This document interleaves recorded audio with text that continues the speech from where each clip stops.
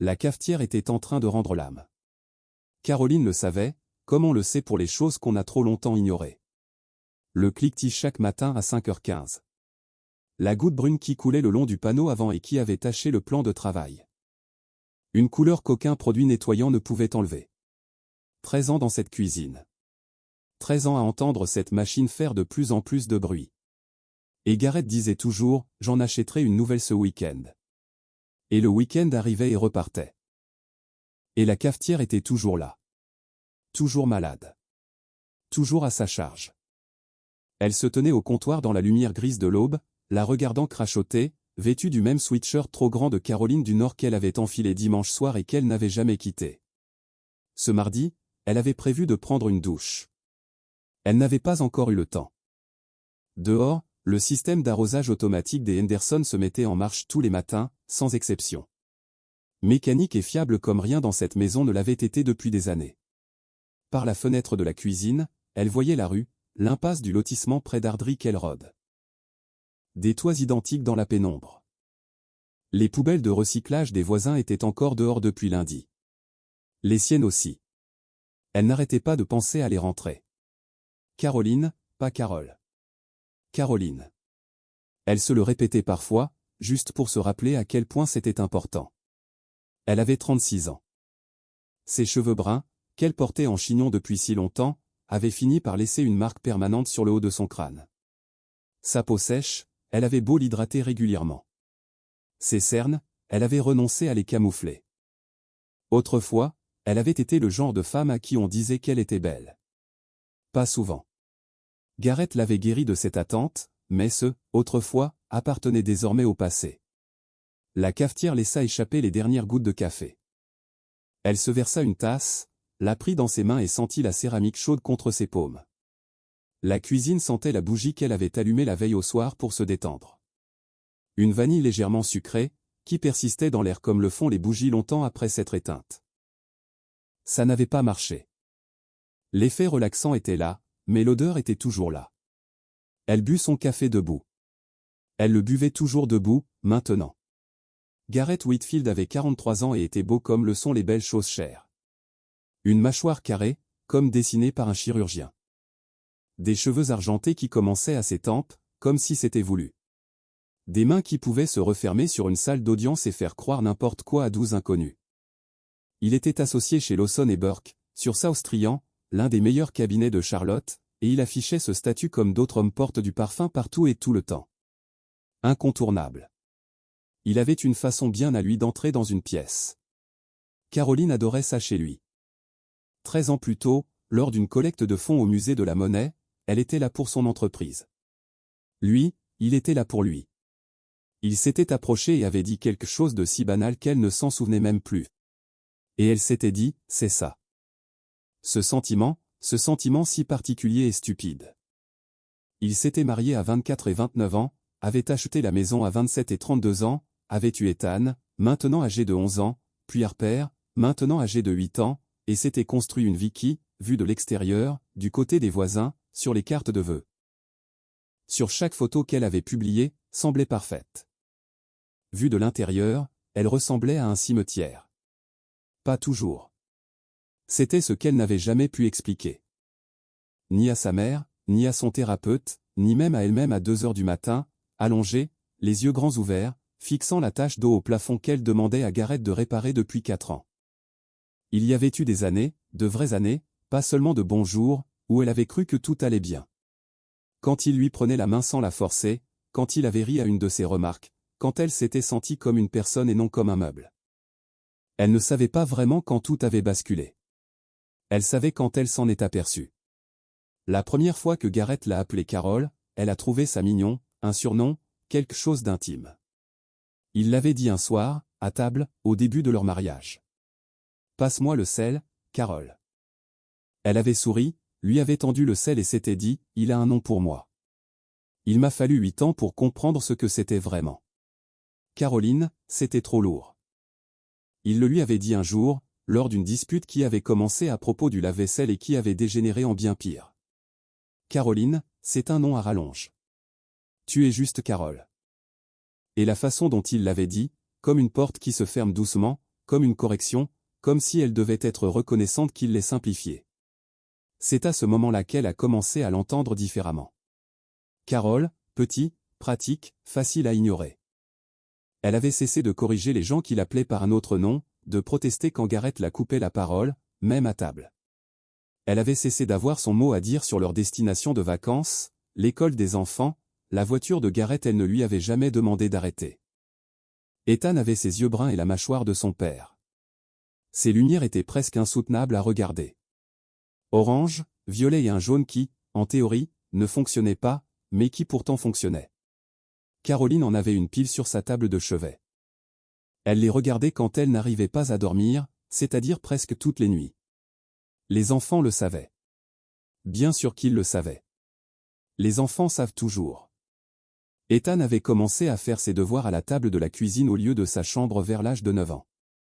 Assez près pour tout entendre, assez loin pour faire semblant de ne rien entendre. Harper avait commencé à demander, les rares soirs où Gareth rentrait dîner, si papa était de mauvaise humeur. À 8 ans, elle avait déjà un système météorologique pour détecter sa présence. Caroline avait fait la paix avec beaucoup de choses. Mais pas avec ça. Les signes, lorsqu'elle les a étalés plus tard, froids et rationnels, sur le sol de son bureau, 3 semaines après que tout ait basculé, étaient presque gênants tant ils étaient évidents. La salle de sport. Gareth n'avait pas mis les pieds dans une salle de sport depuis 3 ans. Il avait un abonnement à l'Equinox de Southend, qu'il avait payé sans jamais y aller.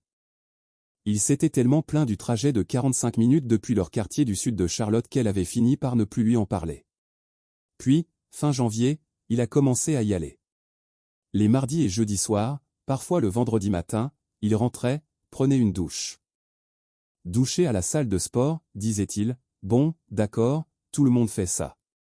Et il sentait quelque chose qu'elle ne reconnaissait pas.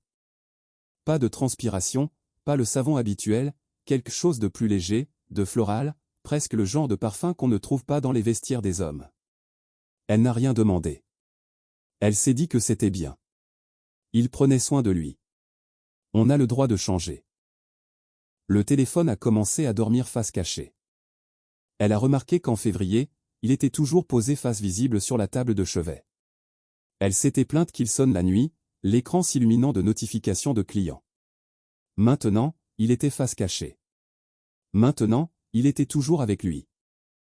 Maintenant, la porte de la salle de bain, qui n'avait jamais eu de serrure, en avait une, on ne sait comment. Et Gareth avait la clé. Elle n'a rien demandé. Elle s'est dit que c'était normal. Les gens ont besoin d'intimité. Elle aussi. Les dîners. Il commençait vraiment à les regretter. Non plus les dîners occasionnels tardifs auxquels elle s'était habituée, mais 2, 3 soirs par semaine. Un texto à 17h30, réunion tardive, ne m'attend pas. Et puis le bruit de son retour après 23 heures, ses déplacements silencieux dans la maison, comme s'il voulait ne déranger personne. Comme si la maison appartenait déjà à quelqu'un d'autre. Elle n'a rien demandé. Elle n'a rien demandé parce qu'elle avait peur des conséquences. Pas pour lui, pour elle-même. Elle avait peur de la personne qu'elle serait, assise en face de Gareth Whitfield, d'entendre la vérité à voix haute, car l'entendre à voix haute la rendait réelle. Et il fallait affronter les réalités. Et elle était si fatiguée, si épuisée de gérer tout ça. Alors elle n'a rien demandé. Chaque matin, elle regardait son café refroidir. Elle avait conduit Ethan à son entraînement de foot, elle avait aidé Harper avec les papillons et elle se répétait, pas encore. Pas encore. La première fois qu'elle avait vu ce nom, c'était par hasard. La 3e semaine de février, un jeudi soir. Gareth avait laissé son ordinateur portable ouvert sur le plan de travail de la cuisine. Inhabituel. Il avait l'habitude de le fermer systématiquement et elle avait voulu le déplacer pour pouvoir nettoyer le plan de travail, et l'écran était là, allumé. Sa messagerie professionnelle ouverte. Elle n'était pas en train de fouiner. Elle devait déplacer l'ordinateur. C'est ce qu'elle se disait. Le premier email dans sa boîte de réception ne venait pas d'un client. L'objet disait, ce soir, même endroit. Le centre était indiqué comme SB. Pas de nom complet, juste des initiales. Elle avait déjà vu ces initiales sur son agenda, sur des post-it trouvés dans la poche de sa veste en faisant la lessive. SB. Elle s'était posé la question vaguement, de façon abstraite, comme on se pose des questions sur des choses qu'on a décidé de ne pas approfondir. Elle est restée debout devant le plan de travail, la main toujours sur l'ordinateur portable, et a relu l'objet 3 fois. Elle le referma soigneusement. Le remit exactement à sa place. Les arroseurs automatiques se mirent en marche dehors. La cafetière laissait couler quelques gouttes. Quelque part à l'étage, Harper chantait pour elle-même. Ce petit bruit joyeux et sans mélodie que font les enfants de 8 ans quand ils pensent être seuls. Caroline resta immobile dans la cuisine un long moment. Puis elle sortit son téléphone et fit une recherche avec les initiales. Annuaire du personnel de SB Lawson et Burke, Sienna Blake, collaboratrice, arrivée en juillet 2022. Une photo de profil d'une blonde d'une vingtaine d'années, souriant comme quelqu'un qui pensait que le monde était simple et n'avait aucune raison d'en douter. Caroline regarda la photo pendant 11 secondes. Elle compta. Puis elle posa son téléphone face contre table, comme Garrett avait commencé à le faire, et monta voir comment allait Harper. Elle ne pleura pas. Pas encore. Elle avait mal à la mâchoire à force de la serrer tout le long de l'escalier. Elle se donna 3 jours pour ne pas y penser. C'était le pacte qu'elle avait conclu avec elle-même dans l'escalier, ce jeudi soir-là. Des jours. Une vie normale. Fais comme si tu n'avais pas vu ce nom sur un écran. Elle avait fait des choses bien plus difficiles. Elle avait accouché d'Harper par le siège à 37 semaines pendant que Garrett prenait un congé maladie. Un coup de fil dans le couloir. Elle avait tenu la main de sa mère pendant une alerte au cancer qui s'était avérée sans gravité, mais qui lui avait paru insurmontable pendant 4 mois. Elle pouvait tenir 3 jours. Elle arriva jusqu'au samedi matin. Samedi, 8h42. Garrett était parti à la salle de sport ou ailleurs à 7h30. Pantalon kaki repassé, haut de Cologne, le genre de soin qu'il n'apportait plus, même pour aller à la salle de sport. Ethan était chez un ami. Harper était à la table de la cuisine en pyjama, un bol de céréales à moitié vide qui ramollissait devant elle, dessinant des papillons sur une serviette en papier, faute de papier. Caroline regardait sa fille dessiner et pensa, il faut que je sache. Non pas qu'elle le veuille, mais parce que l'incertitude la rongeait intérieurement, d'une façon qui commençait à se lire sur son visage. Ses cernes s'étaient aggravées. Elle s'était rongé l'ongle du pouce jusqu'à l'usure. Elle s'était emportée 2 fois contre Ethan cette semaine à propos de ses devoirs. Des accès de colère secs et rapides. Et l'expression sur son visage à chaque fois la rendait malade. Elle avait besoin de savoir pour enfin se libérer de ce poids du doute. Elle attendit que Harper aille regarder des dessins animés. Puis elle s'assit à la table de la cuisine, ouvrit son ordinateur portable et commença par ce qu'elle avait sous la main. Sienna Blake, collaboratrice chez Lawson et Burke, profil LinkedIn public. La photo était la même que celle de l'annuaire de l'entreprise. Blonde, une vingtaine d'années sur la photo, souriant probablement à la personne derrière l'objectif avec l'aisance de quelqu'un qui n'avait jamais douté de sa place. Quelques contacts en commun. 2 d'entre eux étaient des collègues de Garrett. Caroline fit défiler les publications remontant à 2 ans, conférences, examen du barreau. Des félicitations, un café entre amis le samedi matin. Rien d'incriminant, rien d'évident. Mais voilà qu'en mars de l'année dernière, une photo, d'après la légende, d'un dîner d'équipe. 12 personnes attablées dans un restaurant que Caroline a reconnu, Optimist Hall. Garrett lui avait dit que ce dîner était une réunion avec un client. Il était sur la photo, le 3e en partant de la gauche. Sienna était 2 places plus loin, penchée vers quelqu'un, en train de rire. Ce n'était pas la photo. La photo ne prouvait rien. C'était la façon dont l'épaule de Garrett était légèrement, à peine, tournée vers elle. La façon dont les corps s'orientent vers ce qu'ils désirent, même lorsqu'ils font semblant de ne pas le vouloir. Caroline étudiait le langage corporel de Garrett Whitfield depuis 13 ans. Elle le connaissait par cœur. Elle ferma LinkedIn. Le relevé de carte de crédit fut la piste suivante. Pas leur compte joint. Celui-ci, elle le vérifiait régulièrement. Rien d'inhabituel. C'était la carte AMX qu'il utilisait pour ses dépenses professionnelles. Celle qui, techniquement, passait par le cabinet, mais qu'il gérait personnellement. Elle n'y avait jamais vraiment prêté attention. Elle était enfin attentive. Elle avait retrouvé l'identifiant il y a des années, au moment du refinancement de la maison, quand elle avait eu besoin d'accéder à l'ensemble de leurs finances. Elle ne l'avait jamais utilisé depuis. Le mot de passe était toujours la date d'anniversaire d'Ethan. Elle le saisit du premier coup. 14 mois de relevé. Elle commença par le début. Les frais d'hôtel. Ce fut la première chose qu'elle trouva. Rien de dramatique, rien d'évident, mais c'était là. Le Kim Tryon Park. 2 fois en novembre, 1 fois en décembre, 2 fois en janvier. Toujours un vendredi. Toujours le même hôtel. À 5 minutes du bureau de Lawson et Burke. Le genre d'endroit où l'on va quand on n'a pas envie de faire beaucoup de route et qu'on ne craint pas d'être vu, parce que tout le monde à son niveau fait ça. Elle ouvrit une note sur son téléphone et commença une liste. Les frais de restaurant suivirent. Des endroits qu'elle connaissait. Ils en avaient fréquenté certains ensemble, il y a des années. Maintenant, Garrett y allait sans elle ou sans dire avec qui, les soirs où il envoyait des SMS en travaillant tard. Ne m'attends pas, elle recoupa les dates avec ses souvenirs, avec les relevés. Les calendriers scolaires des enfants étaient affichés sur le réfrigérateur. 19 janvier. Elle avait eu la gastro et lui avait demandé de rentrer plus tôt. Il lui avait répondu par SMS. Préparation de la déposition.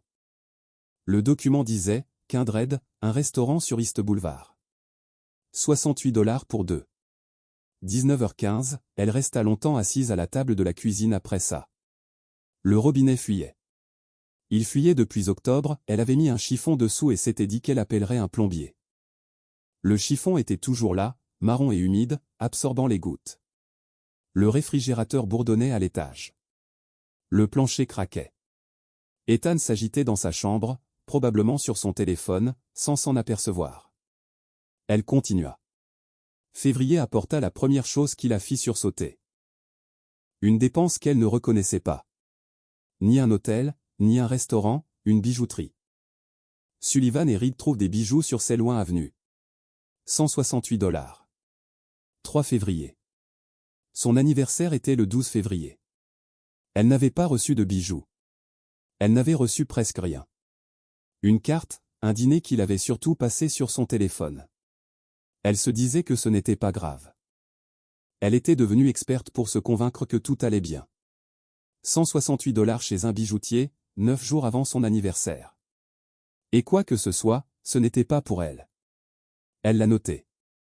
Elle a failli s'arrêter là. Faillir fermer l'ordinateur portable, se préparer une autre tasse de café froid, et le remettre sous le tapis. Elle ne le gardait pas là où elle l'avait caché. Au lieu de cela, elle envoya un texto à son amie Deb. Deb Callahan avait été sa colocataire à la fac, elle habitait maintenant à 20 minutes de là, à Dworth, travaillait aux ressources humaines d'un hôpital du centre-ville et avait le don de trouver les mots justes, ce qui la rendait indispensable dans des moments comme celui-ci. Caroline ne lui raconta pas tout dans son texto, juste « Tu peux me parler ?» Ce n'est pas une urgence, mais si, un peu. Deb rappela 4 minutes plus tard. « Ok, je suis en route pour ma voiture. » Qu'est-ce qui se passe? Je crois que Garrett a une liaison. Silence. Depuis combien de temps tu penses ça? Un moment. Mais maintenant, j'ai des preuves. Des factures. Des notes d'hôtel. Je les regarde en ce moment. Oh ma chérie. La voix de Deb changea. Pas surprise. Caroline le remarqua. Pas quoi exactement, Garrett? Juste oh ma chérie. On aurait dit quelqu'un qui attendait cet appel. Tu savais? Demanda Caroline. Un autre silence. Je ne savais rien de précis. J'avais le pressentiment que quelque chose clochait. L'été dernier, lors de votre fête du 4 juillet, la façon dont il regardait son téléphone toutes les 20 minutes, la façon dont il peu importe. Je n'avais rien de concret à te dire. Caroline appuya son pouce contre le bord usé de la table de la cuisine. Elle l'avait rénové elle-même il y a 4 ans. Elle avait regardé une douzaine de tutoriels sur YouTube, s'était trompée 2 fois avant d'y arriver. Elle en était si fière. Je dois savoir qui elle est, dit-elle. Tu le sais déjà, n'est-ce pas? Sans poser de questions. Elle s'appelle Sienna Blake. Elle travaille dans son cabinet. Mon Dieu, doucement. D'accord. Qu'est-ce que tu veux de moi? Ce dont Caroline avait besoin, c'était que quelqu'un lui dise qu'elle était paranoïaque, qu'il y avait une explication, que Garrett, malgré tous ses défauts et il y en avait tellement qu'elle en avait une liste exhaustive, n'était pas capable de faire ça. Mais Deb n'allait pas lui dire ça. Et honnêtement, Caroline non plus. J'ai besoin de voir quelque chose de concret, dit-elle. Quelque chose que je ne peux pas justifier. Alors, elle est allée le chercher. Elle l'a fait. Elle ne l'a pas suivi. Elle n'était pas cette personne, ou du moins elle ne l'avait pas été. Et elle s'efforçait de ne pas le devenir. Mais elle a fait quelque chose de presque pire. Elle a réfléchi aux informations en sa possession jusqu'à ce qu'elles prennent une forme compréhensible. L'hôtel, le Kimpton Tryon Park. Il y était allé 6 fois en 4 mois. Toujours le vendredi, toujours payé à l'annexe. Elle connaissait l'heure de départ de cet hôtel car elle y avait séjourné une fois, pour un congrès 3 ans auparavant. 11 heures en semaine, midi le week-end. Le vendredi suivant, elle a emmené les enfants chez Deb sous prétexte d'une sortie entre copines. Harper était ravie. Ethan a fait semblant de ne pas l'être, puis a rangé sa Nintendo, et elle s'est installée dans le parking en face de l'hôtel à 10h45. Elle se disait qu'elle était folle. Elle est restée là malgré tout. Le parking était déjà étouffant à 11h, l'air vicié et saturé de gaz d'échappement. Elle avait acheté un café au drive en passant, et il avait refroidi dans le porte-gobelet. Elle l'a bu quand même. Son genou gauche a heurté le panneau de la portière, un réflexe involontaire, comme un tic qu'elle ne pouvait ignorer. À 11h20, Garrett est sorti par l'entrée du hall côté rue Trian. Il portait sa veste sur le bras, comme lorsqu'il était au chaud à l'intérieur. Sa cravate était légèrement desserrée. Sienna Blake est sortie 6 secondes après lui. Elle était plus grande que Caroline ne l'avait imaginé, et paraissait plus jeune en vrai que sur sa photo LinkedIn. Elle riait, la tête renversée en arrière, d'un rire naturel et spontané, celui de quelqu'un qui se sentait parfaitement à l'aise, en sécurité, sans aucune crainte d'être vu. Garrett lui a effleuré le bas du dos tandis qu'il se dirigeait vers le parking. Juste sa main, juste une seconde, le geste d'un homme qui touchait une femme depuis si longtemps que c'était devenu automatique. Caroline les observait depuis le 3e étage du parking, de l'autre côté de la rue. À travers le pare-brise de son Highlander 2019, dont un coin était fissuré, elle se répétait qu'elle allait le faire réparer et ressentit quelque chose d'inattendu. Ni désespoir, ni rage. Cela viendrait plus tard. D'abord, une clarté soudaine. L'horrible clarté, irréversible, d'une chose qu'on ne peut plus ignorer. Elle les regarda disparaître dans le parking. Assise, les mains sur les genoux. Pas sur le volant, juste sur les genoux, paume vers le haut, immobile. Une alarme de voiture retentit à l'étage inférieur. 2 brèves détonations, puis le silence. Elle pensa au dessin de papillon sur sa table de chevet. Elle pensa à Ethan qui se taisait quand les voix s'élevaient. Elle pensa à cette table de cuisine qu'elle avait rénovée elle-même. 3 essais. Enfin la bonne personne. Elle prit son téléphone, ouvrit ses contacts et trouva le nom qu'elle avait noté 2 jours plus tôt après une heure de recherche. Vivian Hartley, avocate spécialisée en droit de la famille, Charlotte. Elle appuya sur appeler. Ça sonna 2 fois. Une femme répondit. Professionnelle, posée. Cabinet de Vivian Hartley. Bonjour. La voix de Caroline était plus assurée qu'elle ne l'était. Je m'appelle Caroline Whitfield. J'ai besoin de programmer une consultation au plus vite. Bien sûr. Puis-je vous demander de quoi il s'agit? À propos de quoi? Elle jeta un coup d'œil à travers le pare-brise, vers l'espace vide où Garrett et Sienna se tenaient 30 secondes plus tôt. Divorce, dit-elle, et je crois qu'il y a des irrégularités financières au sein du cabinet de mon mari, dont je souhaite discuter. Un bref silence. Puis, d'un ton professionnel et chaleureux, nous avons un créneau jeudi à 14h. Cela vous convient? Jeudi, c'est parfait, répondit Caroline. Elle raccrocha, posa son téléphone sur le siège passager et resta assise 1 minute de plus dans le garage à l'odeur chimique, son café froid toujours dans le porte-gobelet. Dehors, la ville vaquait à ses occupations du vendredi après-midi. Puis elle démarra la voiture. Ses mains tremblaient, non pas de peur, mais de cette sensation particulière et inhabituelle d'une femme qui a enfin pris sa décision. Le bureau de Vivian Hartley se trouvait au 14e étage d'un immeuble sur South Trian, à 4 pâtés de maisons de Lawson et Burke. Caroline l'avait remarqué en montant dans l'ascenseur, 4 pâtés de maisons. Elle se demandait si Gareth était déjà passé devant l'immeuble en allant déjeuner, distrait, comme on l'est parfois de tout ce qui ne nous est pas encore arrivé.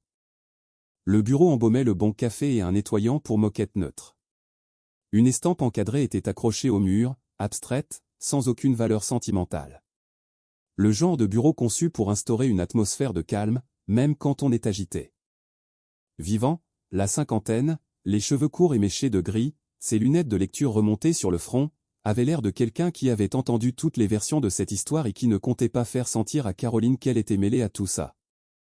Elle sortit ses documents, les relevés de cartes de crédit. Elle les avait imprimés, surlignés en jaune chaque dépense importante et classée par date dans un dossier en papier craft.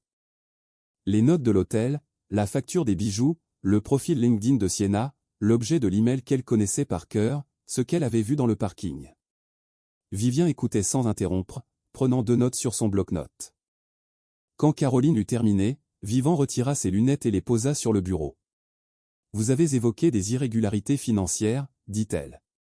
Il a accès à un compte discrétionnaire du cabinet, les fonds de développement de la clientèle. » Caroline avait fait ses recherches.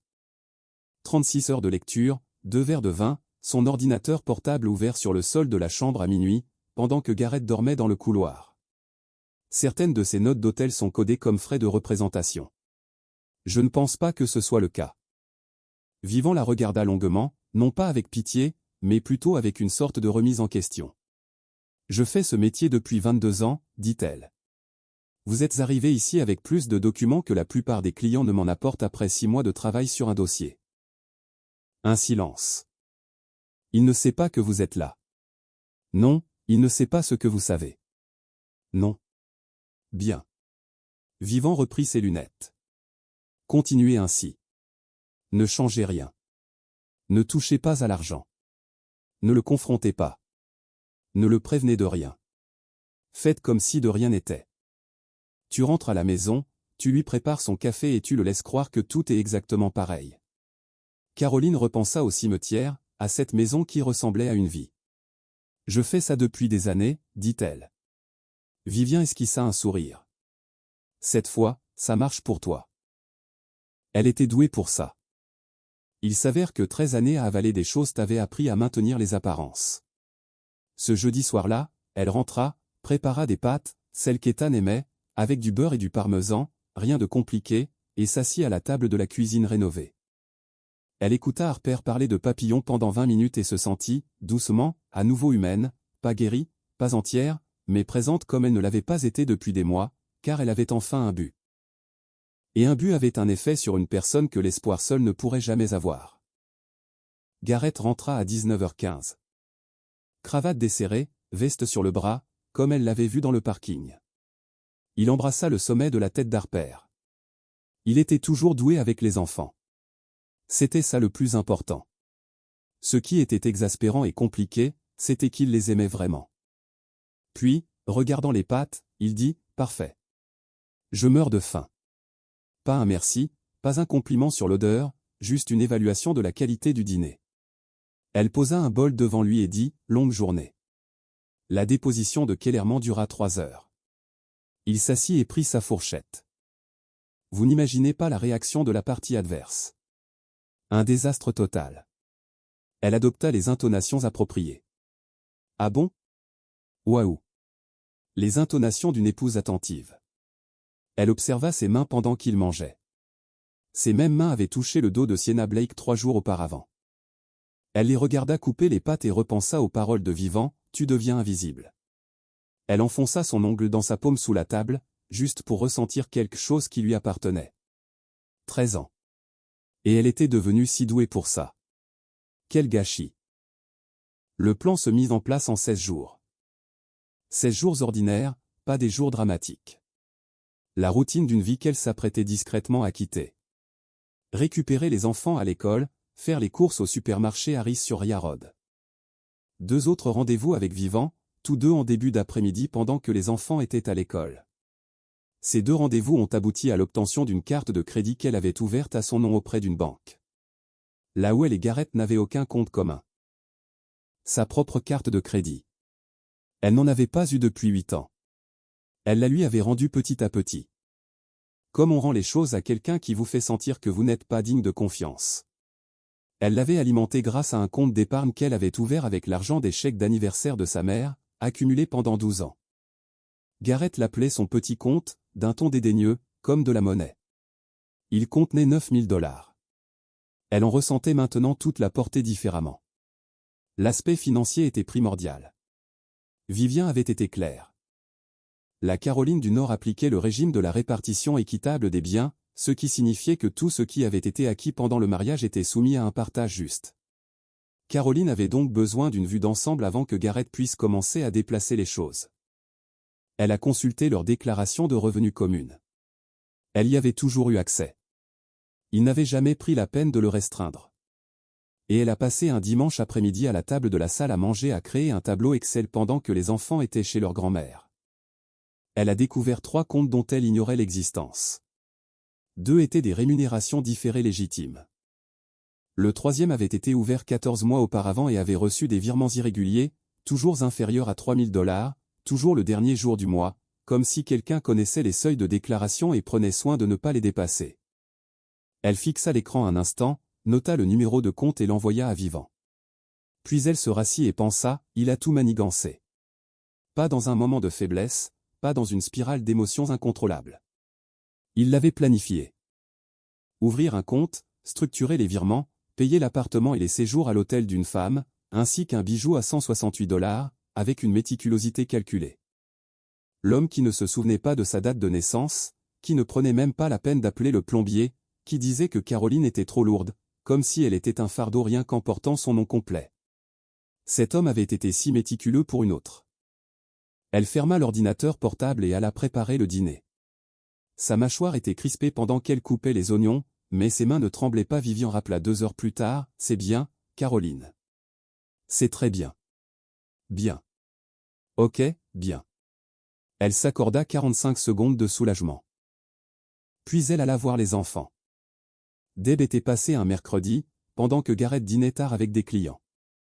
Caroline ne prit plus la peine de consulter la MX. Elle savait ce qu'elle avait besoin de savoir. Elles s'installèrent sur la véranda avec une bouteille de Malbec, celle qui coûtait 12 $ mais avait le goût d'un vin à 30 $. L'air était frais, assez pour porter un pull, mais pas froid. Cette température si particulière de février à Charlotte, indécise et sans fin. Les guirlandes lumineuses que Caroline avait accrochées à la rambarde de la véranda 3 ans auparavant étaient toujours là.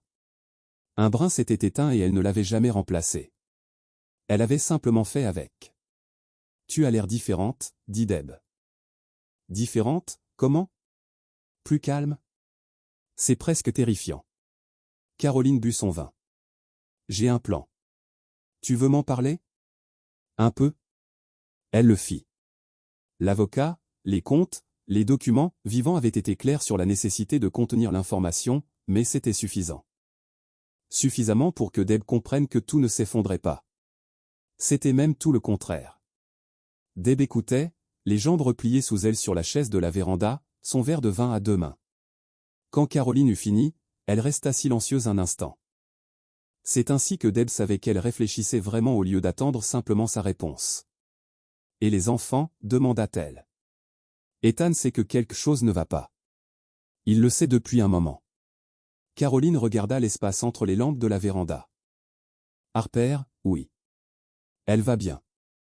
Elle est résiliente, à sa façon. Je ne comprends pas tout à fait, et j'en suis reconnaissante. » Un silence. Ils vont s'en sortir. Honnêtement, ils iront mieux. Il y a une version de cette maison qui n'est pas un cimetière, et ils méritent d'y grandir. Deb tendit la main et posa la sienne sur le bras de Caroline sans rien dire. Caroline la laissa faire. Elle n'avait pas reconnu la voix de Sienna Blake avant la 2e semaine. C'était un accident, comme la plupart des événements de cette histoire. Pas de curiosité mal placée, pas de poursuite, juste le hasard d'être au mauvais endroit au mauvais moment, les yeux grands ouverts. Elle était allée chercher Ethan à sa course automobile du samedi au Sportslex, sur David Cox Road. Elle s'était garée et traversait le parking quand elle entendit un rire inconnu. « Salut, tranquille. » Sans gêne. Elle regarda dans sa direction, comme on regarde n'importe quel son plus fort que prévu.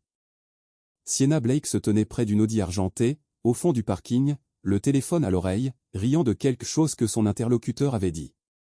Elle était en tenue décontractée, jean, eau crème, lunettes de soleil sur le front.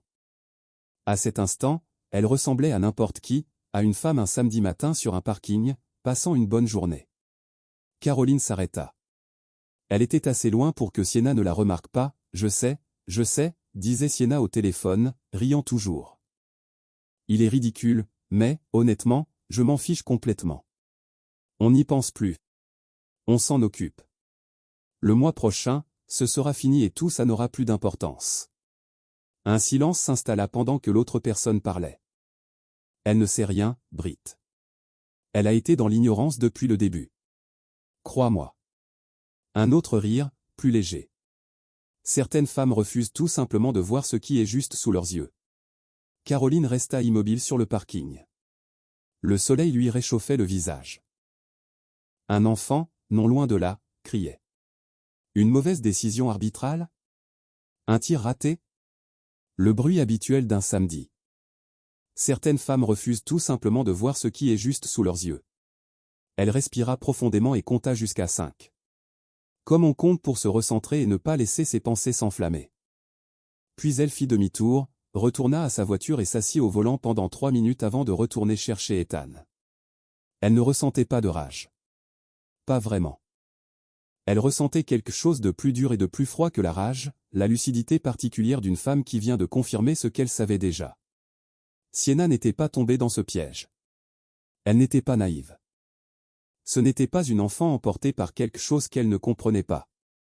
Elle savait. Elle l'avait toujours su. Et elle trouvait toute cette histoire amusante. Le mois prochain, ce sera fini. Caroline démarra la voiture. 14 jours. C'était le mardi suivant. Les enfants étaient à l'école. Gareth, sans doute, où qu'il soit allé, c'est là qu'elle avait trouvé le message. Elle n'avait pas cherché. Elle avait arrêté. Elle en avait assez. Mais Gareth avait laissé son téléphone sur le chargeur dans la cuisine et était monté se changer. Il avait vibré, écran vers le haut. Écran vers le haut, ce qui signifiait qu'il avait oublié, ce qui signifiait qu'il devenait négligent. Et elle l'avait vu. Pas le message entier, juste l'aperçu, juste la première ligne. Du texte blanc sur l'écran de verrouillage, visible à 2 mètres. Amor a ceremonia visedia. Non, attendez. Son portugais était limité. Elle avait suivi 2 semestres à l'université. Mais elle connaissait le mot « cérémonie », le mot « 30 » et le mot « amour ».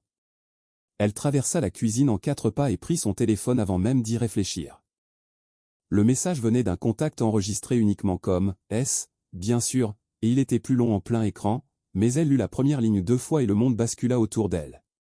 Elle le traduisit lentement, mot par mot, dans sa tête. Son portugais n'était pas parfait, mais il était suffisant, et le sens n'était pas compliqué. Mon amour, la cérémonie aura lieu le 30.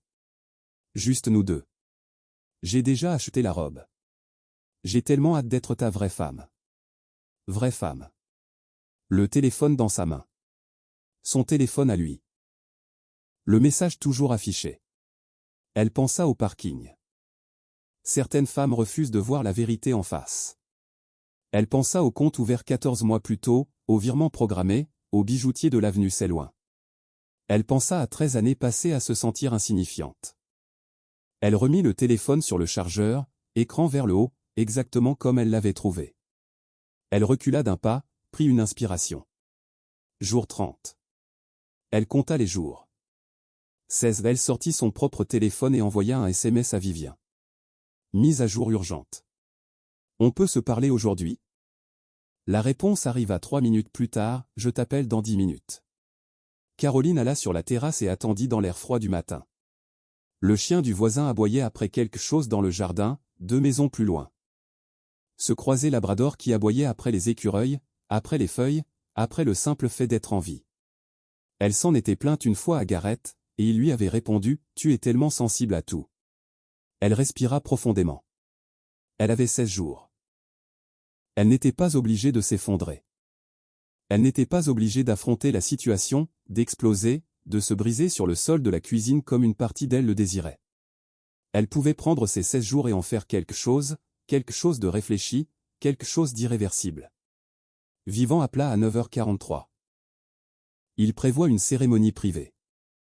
Caroline dit, le 30e jour, quelque part près de Charlotte. Il faut que je sache où. Je peux m'en occuper, dit Vivien, sa voix trahissant déjà sa réflexion. Les cérémonies privées nécessitent un lieu et un officiant. Je connais des gens qui organisent des événements dans la région d'Asheville. Laisse-moi passer quelques coups de fil. Combien de temps? Donne-moi 48 heures. Caroline se tenait sur le porche froid et regarda l'espace vide entre les guirlandes lumineuses. Je ne vais pas m'effondrer, dit-elle à Vivien, à elle-même, à quiconque l'écoutait. Je sais, répondit Vivien. Il faut juste que je sache où. Elle rentra, lava les 2 tasses à café dans l'évier, les essuya et les rangea. Gareth descendit en costume. Ce costume, cette mâchoire, cette montre, elle savait maintenant qu'ils avaient été payés, en partie avec l'argent d'un compte qu'elle n'était pas censée trouver. Il prit son téléphone sur le chargeur sans le regarder, le glissa dans sa poche et attrapa ses clés. « Je serai en retard ce soir, dit-il. »« D'accord, » répondit Caroline. Il partit. La porte se referma. La climatisation se mit en marche. Elle resta dans la cuisine et la comptait jusqu'à 10. Puis elle a commencé à préparer les déjeuners des enfants. Vivien a rappelé 31 heures plus tard, et non 48. Caroline avait son téléphone sur elle en permanence, le son allumé, ce qu'elle n'avait pas fait depuis que les enfants étaient bébés. Cette vigilance particulière, cette hypervigilance à chaque vibration et sonnerie. Elle était dans l'école, la file d'attente devant l'école primaire Hawkidge était interminable, moteur tournant, radio éteinte. Chapelle dans les collines, annonça Vivien, sans préambule. Un petit lieu à l'extérieur d'Asheville, à environ 3 km de la route principale. J'ai appelé 4 endroits dans le coin. Ils avaient une réservation pour le 30, avec Sienna Blake. Célébration privée, 14h, traiteur pour 30 personnes. Asheville, à 90 minutes de Charlotte. Assez loin pour se sentir à l'abri des regards, assez près pour rentrer le soir même. « Comment as-tu trouvé ça si vite ?» demanda Caroline. « Je travaille dans le coin depuis 22 ans. Je sais quel lieu organise des cérémonies privées à la dernière minute, et quels organisateurs répondent au téléphone un mardi matin. » Un silence. La réservation était à son nom seulement, pas au sien. Bien sûr, il fallait que son nom ne figure pas sur les documents jusqu'au dernier moment. Même là, il se protégeait. 30 invités, poursuivit Vivien.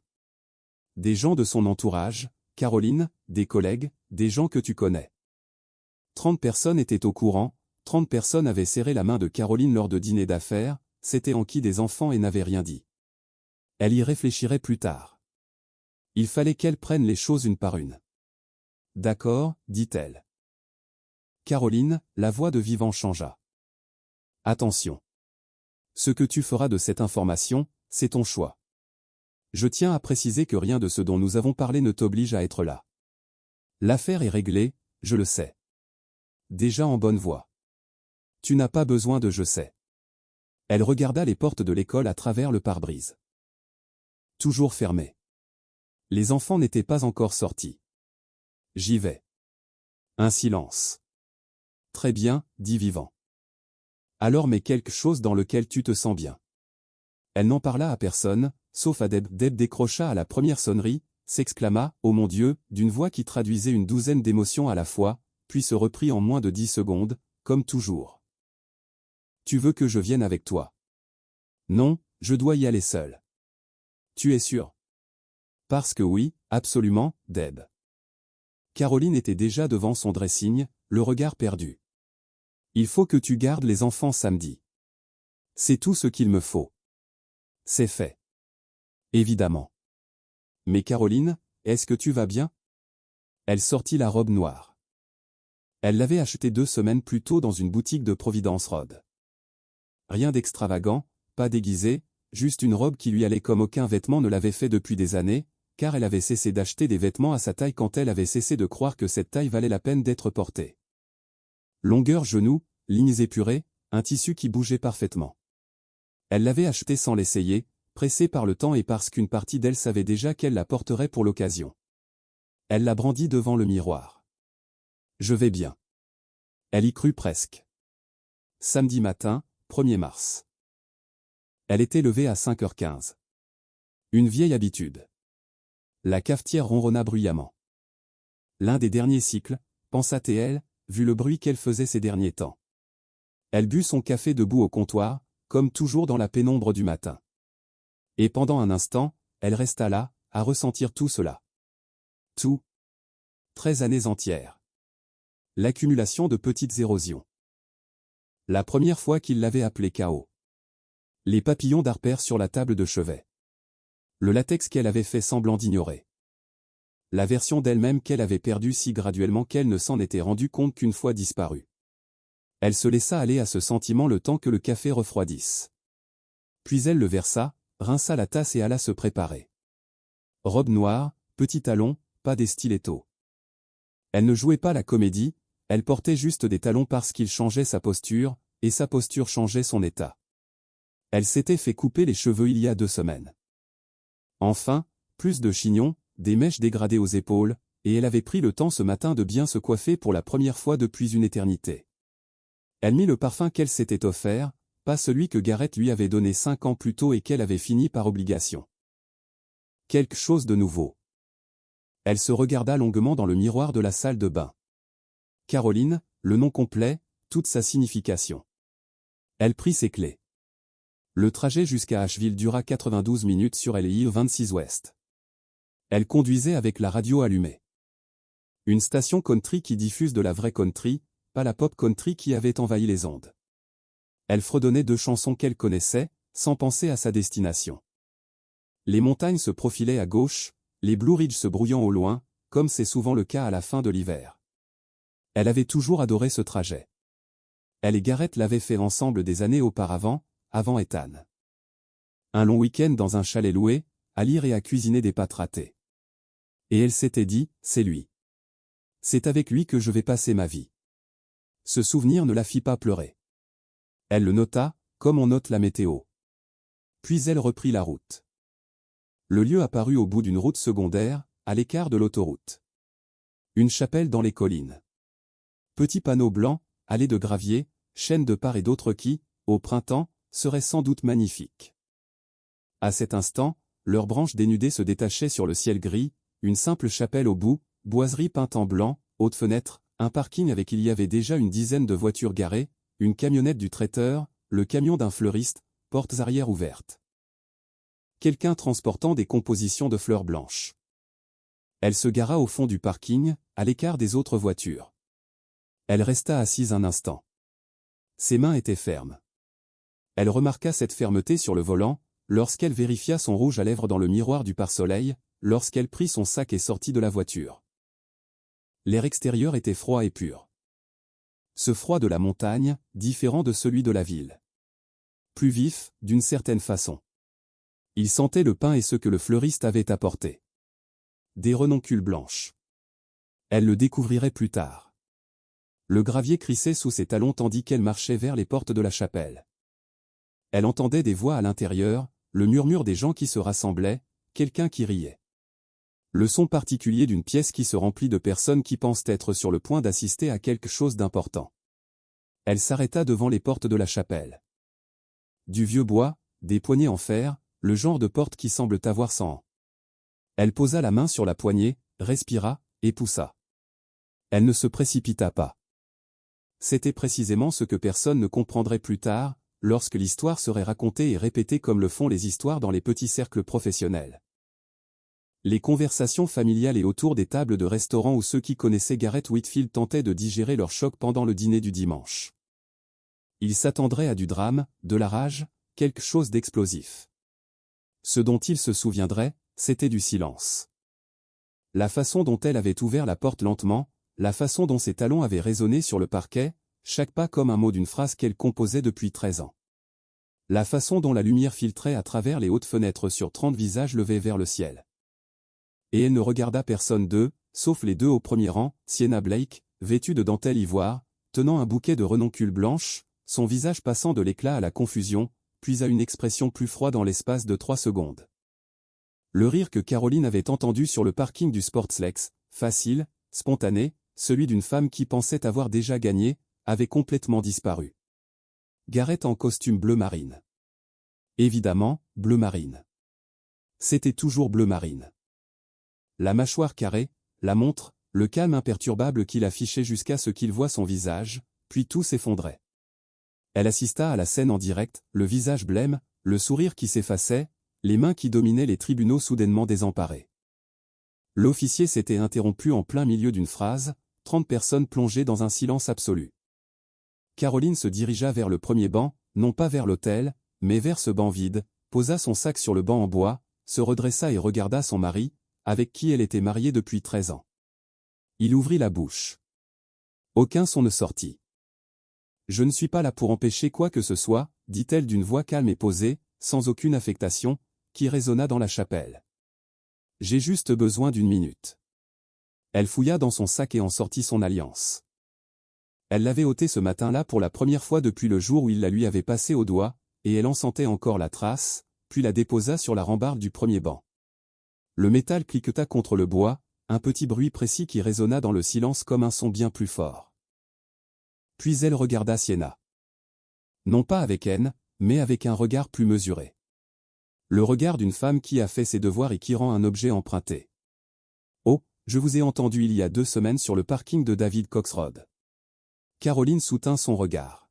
« Vous avez dit que certaines femmes refusent de voir ce qui est juste sous leurs yeux. » Un silence. « Je veux que vous sachiez que je l'ai vu. Tout, pendant longtemps. » Elle laissa ces mots résonner. « Et je veux que tu saches ce que tu vas vraiment recevoir, parce que je ne crois pas que quiconque te l'ait dit franchement. » Elle soutint le regard de Sienna. « Il te dira que tu es différente. Que j'étais le problème. Que ce que tu as est réel d'une manière que le nôtre n'a jamais été. Il m'a dit la même chose à 24 ans. Je l'ai cru, moi aussi. » La mâchoire de Sienna était crispée. Le bouquet était serré si fort que les tiges étaient meurtries. « Je ne suis pas ton ennemi, » dit Caroline doucement, mais sincèrement. « Je suis juste la preuve. » Elle se tourna vers Gareth.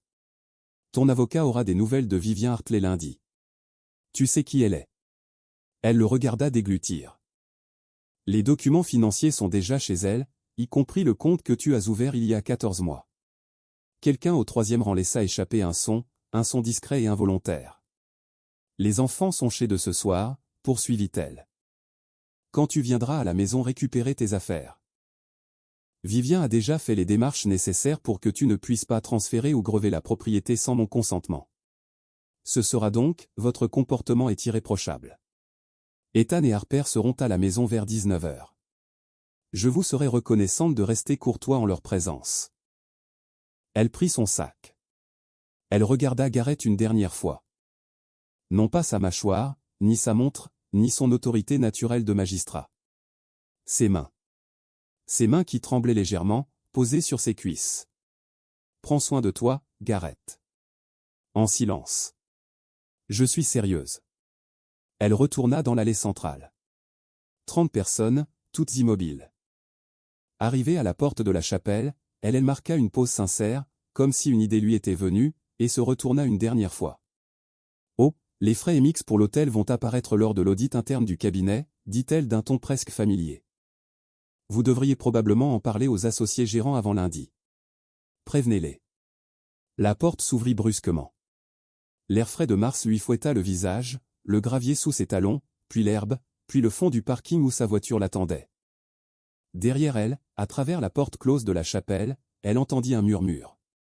Puis une voix, celle de Gareth, forte, cette voix de juge qui autrefois la faisait se recroqueviller, puis plus rien, car elle était déjà à sa voiture, clé en main, portière ouverte.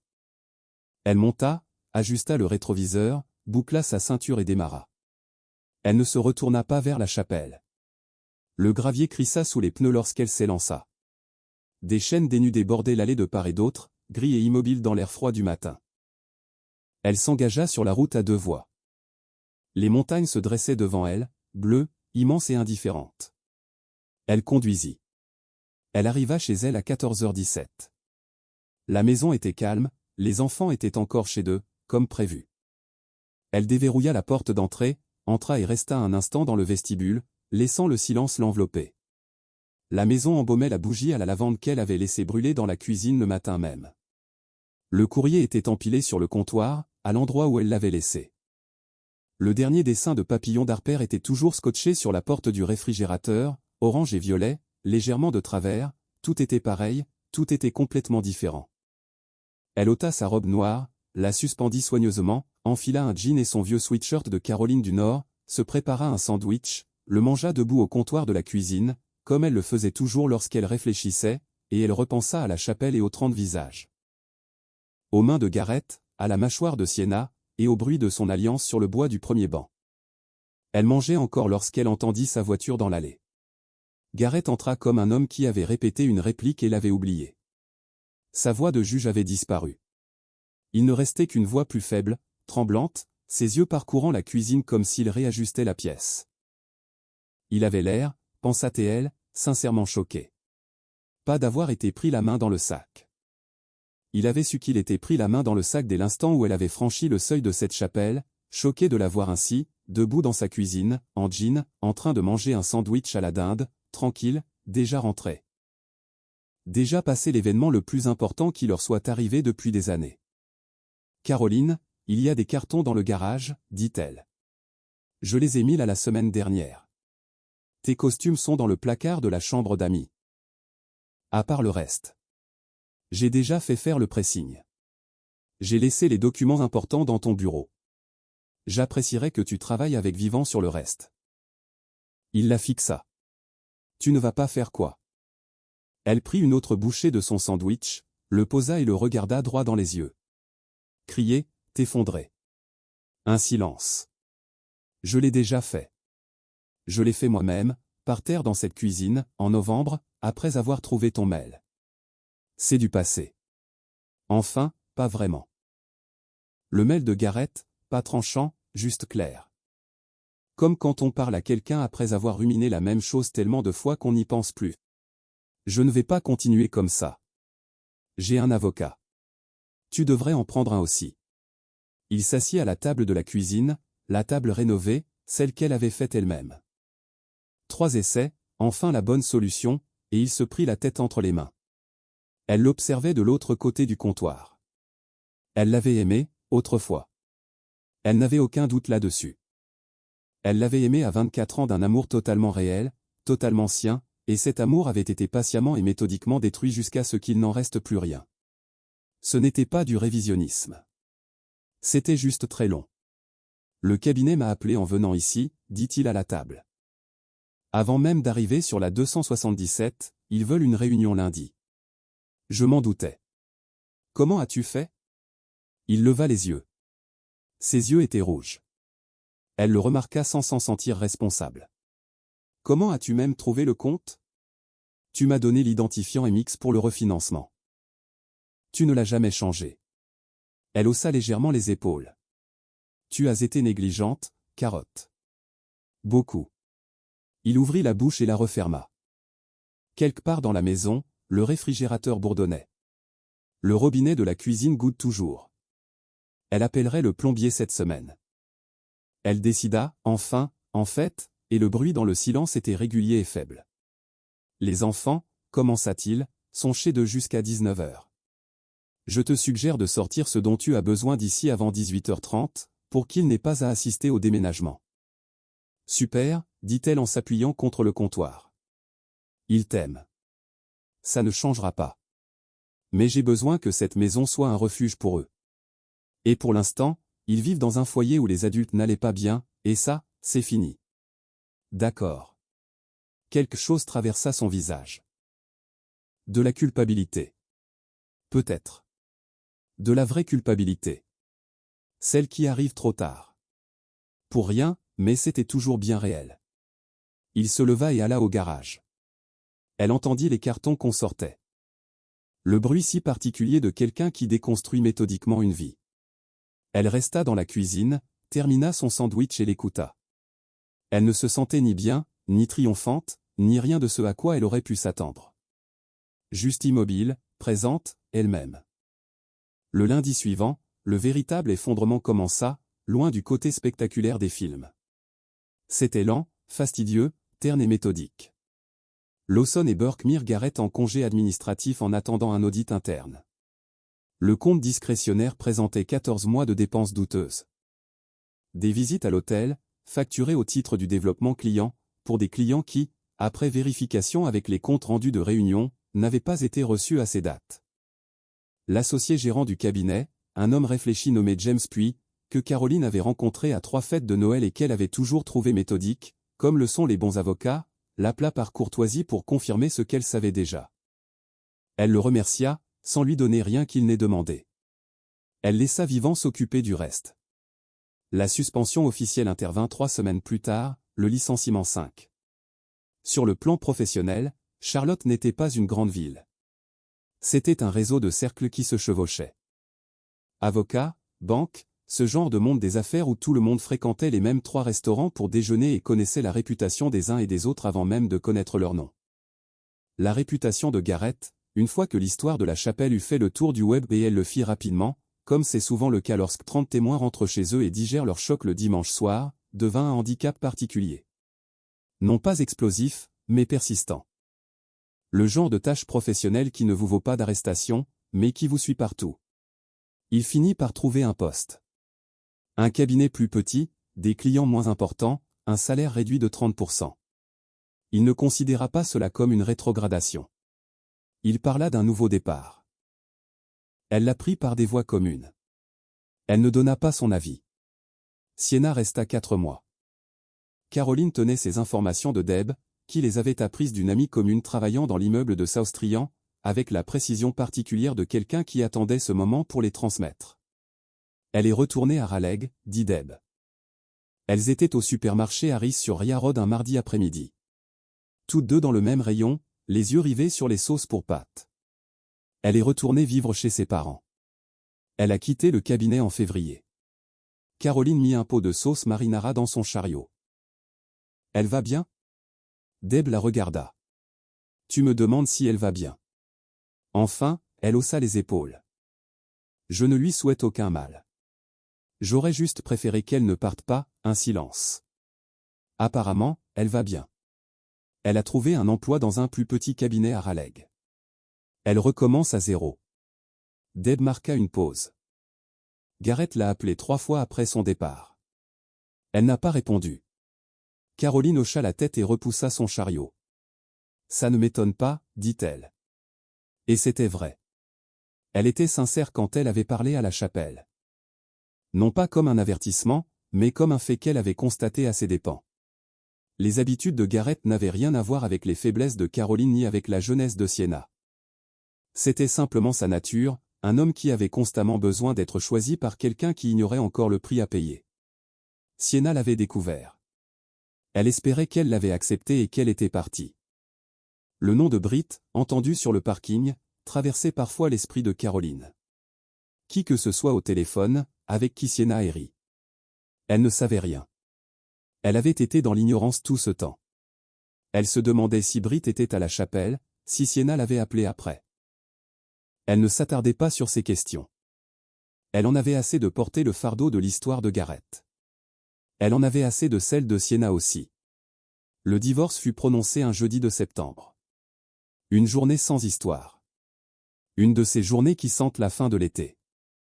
Cette chaleur de fin septembre à Charlotte qui commence enfin à s'estomper. La climatisation fonctionnait encore, mais on sentait qu'elle s'éteignait. Elle signa les derniers documents dans le bureau de Vivien, au 14e étage de l'immeuble de South Trian. Vivien lui expliqua chaque ligne, comme elle l'avait toujours fait, méthodiquement, clairement, sans condescendance. La maison, pleine propriété, était acceptée. Les enfants, garde principale chez Caroline, les mercredis soirs et un week-end sur 2 pour Gareth, déjà en exercice depuis mars. La pension alimentaire était structurée et formalisée.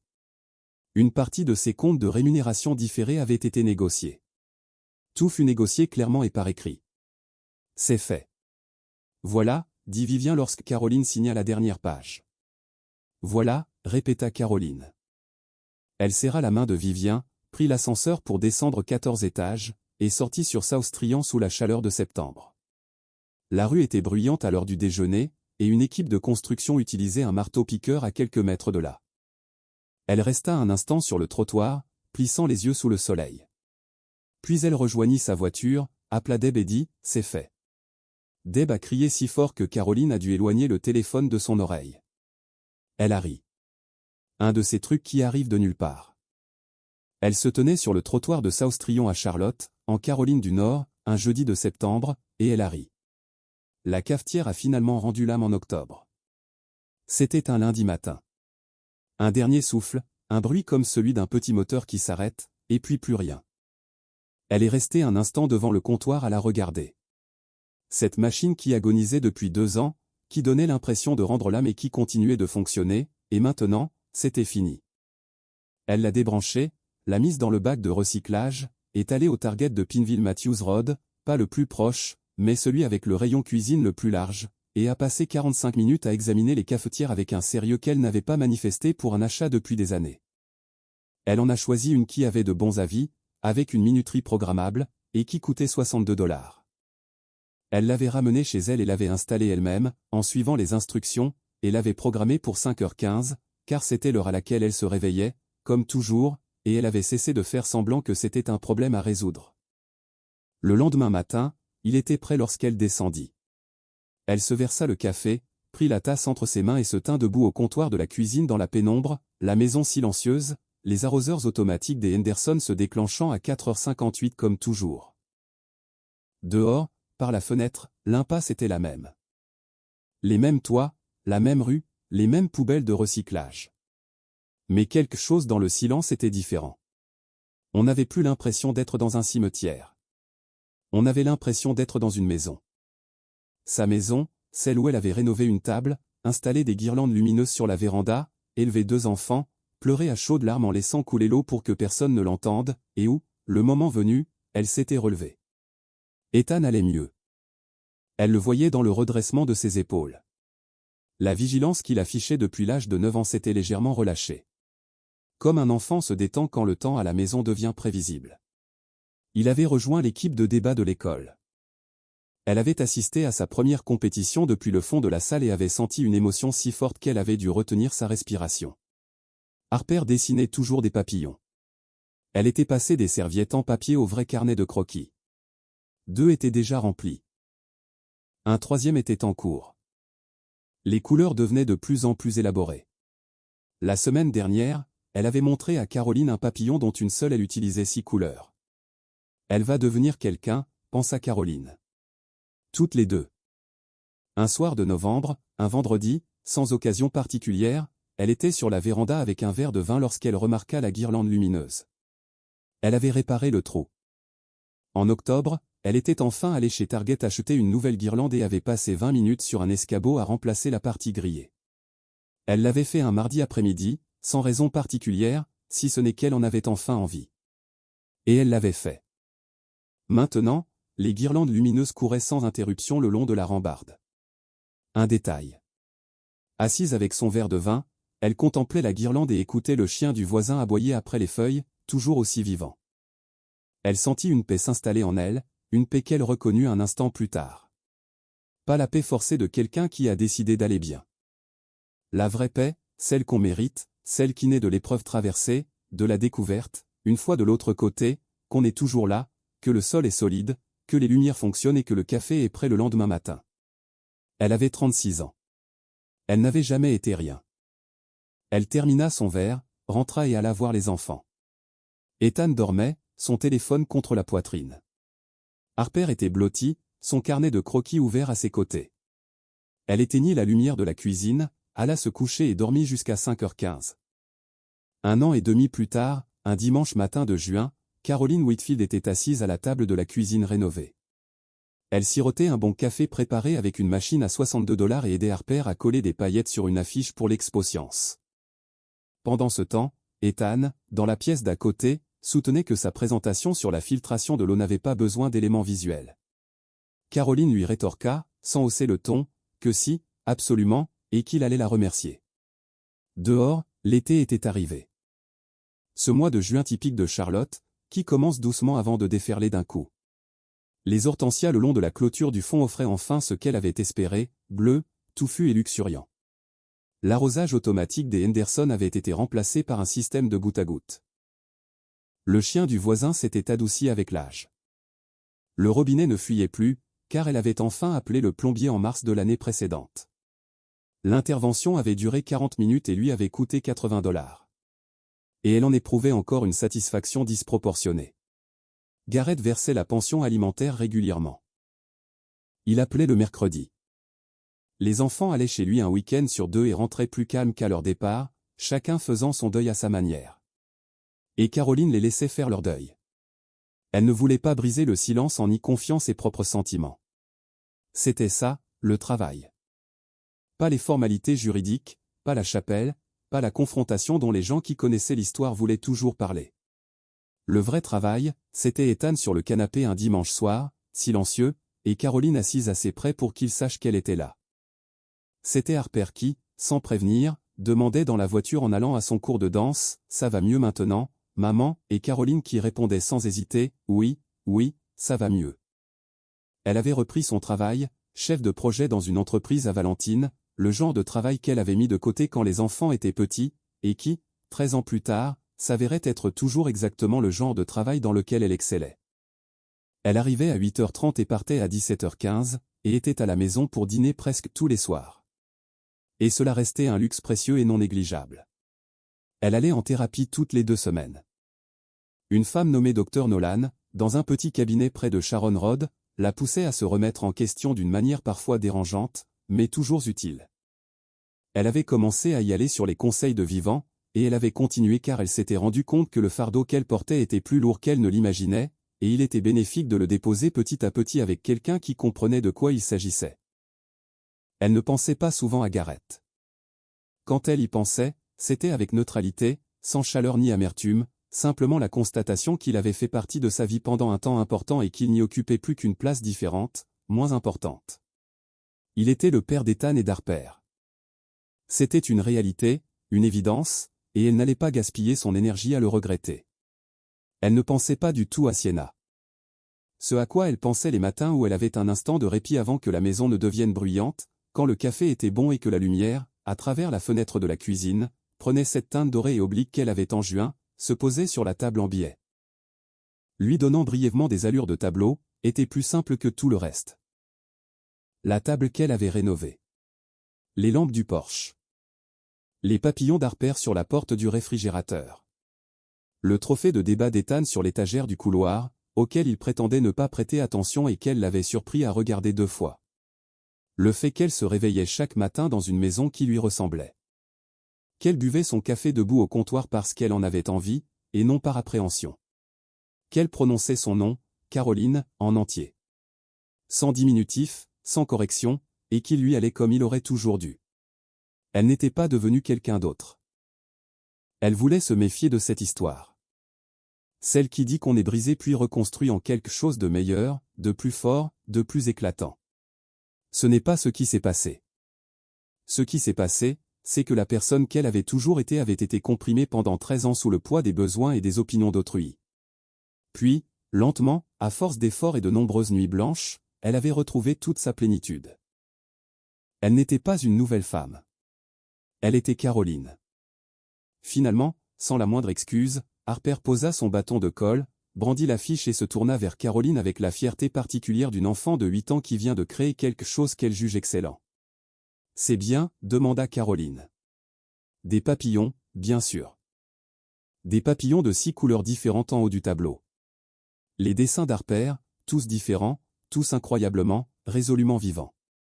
C'est vraiment bien, Bug, dit-elle. Harper rayonna et reprit son collage. De la pièce d'à côté. Très bien, je vais te montrer.